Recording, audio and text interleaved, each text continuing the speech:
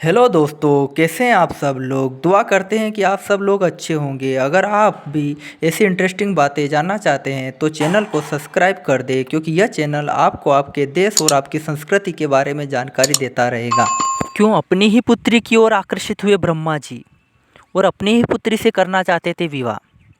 सरस्वती का अर्थ होता है बहाव। यह बहाव केवल पानी का नहीं बल्कि विद्या और कला का भी है। यही वजह है कि इन्हें विद्या और कला की देवी भी कहा जाता है। सरस्वती के द्वारा विज्ञान, संगीत और कविताओं की रचना की गई। ऋग्वेद में सरस्वती को देवी नदी संख्या दी गई है। साथ ही पवित्रता की देवी भी कहा गया है।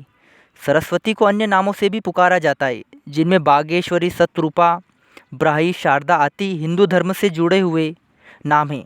इतिहास पर नज़र डालें तो कई ऐसी कहानियाँ सुनने को मिल जाएगी जिनसे अभी तक आम जन वाकिफ नहीं हुए हैं। प्राचीन इतिहास होने की वजह से कुछ कुछ घटनाएं छूट जाती है तो कुछ कुछ नज़रअंदाज कर दी जाती है। इन्हीं कहानियों में से एक है सृष्टि के रचयिता ब्रह्मा का अपनी ही बेटी के साथ विवाह करने की घटना। यह बात तो हम सभी जानते हैं। ब्रह्मा के पास सृष्टि की रचना का दायित्व है तो विष्णु के पास संरक्षण का।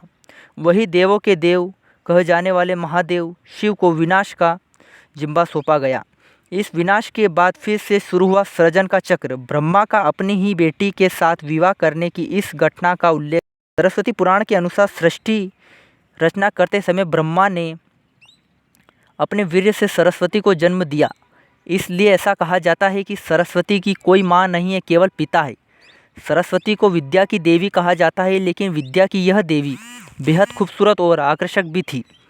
स्वयं ब्रह्मा भी सरस्वती के आकर्षण से खुद को बचा कर नहीं रख सके और उन्हें अपनी अर्धांगिनी बनाने पर विचार करने लगे। सरस्वती को अपने पिता की इस मनोभावना को भांपकर उनसे बचने के लिए चारों दिशाओं में छिपने का प्रयत्न किया, लेकिन उनका प्रयत्न बेकार साबित हुआ। इसीलिए विवश होकर उन्होंने अपने पिता के साथ विवाह करना पड़ा और सरस्वती करीब 100 वर्षों तक एक जंगल में पति पत्नी की तरह रहे।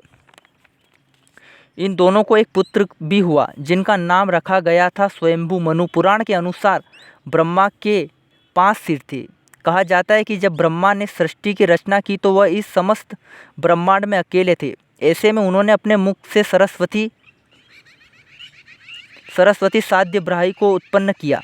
ब्रह्मा अपनी ही बनाई हुई रचना सरस्वती के प्रति आकर्षित होने और लगातार उन पर अपनी सृष्टि डाले रखते थे। ब्रह्मा की दृष्टि से बचने के लिए सरस्वती चारों दिशाओं में छिपती रही, लेकिन वह उनसे नहीं बच पाई। इसलिए सरस्वती आकाश में जाकर छिप गई, लेकिन अपने 5वें सिर ब्रह्मा ने उन्हें आकाश में भी खोज निकाला और उनसे सृष्टि की रचना में सहयोग करने का निवेदन किया। सरस्वती के विवाह करने के पश्चात सर्वप्रथम मनु का जन्म हुआ।